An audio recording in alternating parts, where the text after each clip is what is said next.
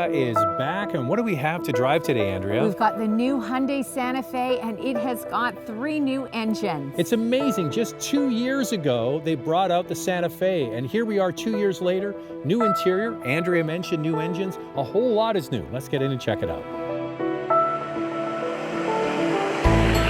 Hyundai, Kia, Genesis, they're relentless with the updates. This vehicle was introduced just 2 years ago, and boom, it's pretty much all new. Like, we'll start with the outside. Well, the outside has got these great chrome accents throughout. The grille has a Palisade vibe to it. It's bigger, it's wider. The shoulders are wider as well on the car. I really like this new look. And they have new lights at the back.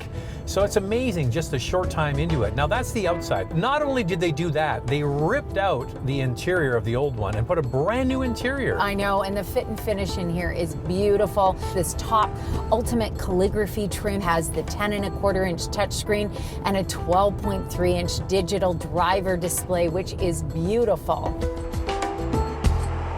Now this big command control center in the middle kind of reminds me of an aircraft. Yeah. It's impressive. I like the fact that there's real buttons and switches. Like everybody that's going to, touch screens, I'll take these buttons any day of the week. Yes, and I really like the floating console. There's lots of storage underneath. The wireless charger is great. You just slide your phone in instead of it laying flat. It's got a lovely panoramic sunroof. And it's big.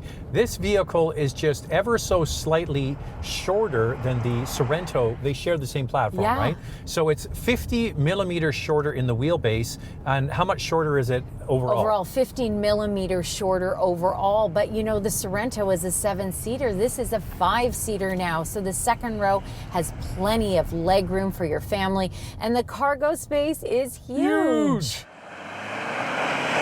So 2 years in, they refresh the outside. 2 years in, they rip out the interior and put a brand new interior in.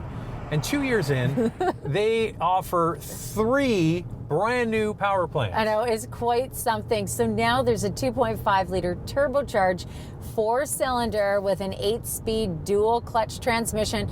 It has 277 horsepower and 311 pound-feet of torque. The base model gets a 2.5-liter 4-cylinder engine, and that has 191 horsepower, 181 pound-feet of torque. And then there's a hybrid version. So yeah, hybrid, not just RAV4 any longer. No. 1.6-liter 4-cylinder engine. Matched to their hybrid system gets 226 net horsepower. Good power. Month after month, year after year, they're continuing to sell more products because of this continual, relentless pursuit of the customer, really. Yes, they just want to put out better products for the buyer. And it makes sense. You know what? It kind of keeps everybody on their toes, which I like. Absolutely. It's Tesla on the electric side is the one brand that's pushing everybody in electrification. But I would say it's the Korean cousins as mainline vehicles that are pushing all of the other brands to really sit up and pay attention. Now, there is one downside to this, Andrea. When the brand continues to change every 6 minutes, does that build any brand equity? Like the person that bought a Santa Fe last year, they're like, I'm kind of orphaned now? Yeah, I don't think so. I mean, some may believe that, but it just gets people into newer vehicles. Some will keep their vehicle for a longer period of time and they'll be happy with it. Hey, the thing is, not everyone's gonna like this new look. They might like the one that they already have, but the option is there to upgrade if you choose to.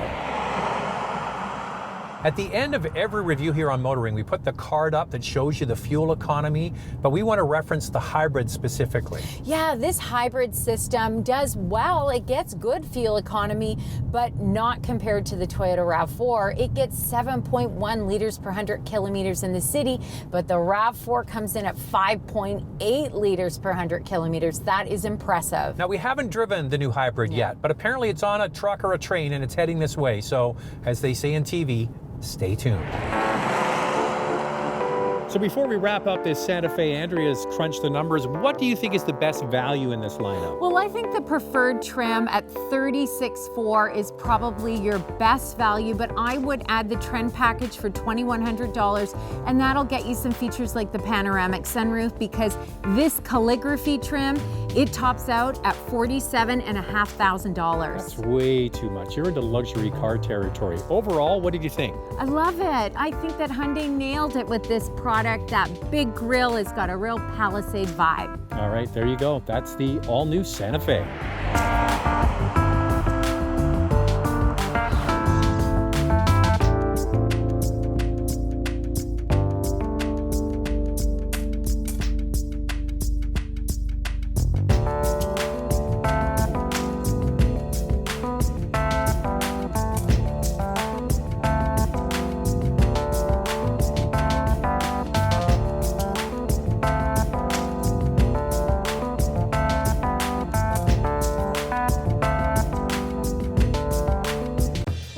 Launched in 1988, it was only found on TV, not anymore. We have a robust website with the best auto journalists in the country. Our Facebook, where the only topic of conversation is cars, and where it's easy to win cool swag. YouTube, which boasts 30 years of archives at your fingertips, including complete episodes. Cool shirts, right? For the first time ever, we're selling them. Google Motoring TV Shop to get yours today.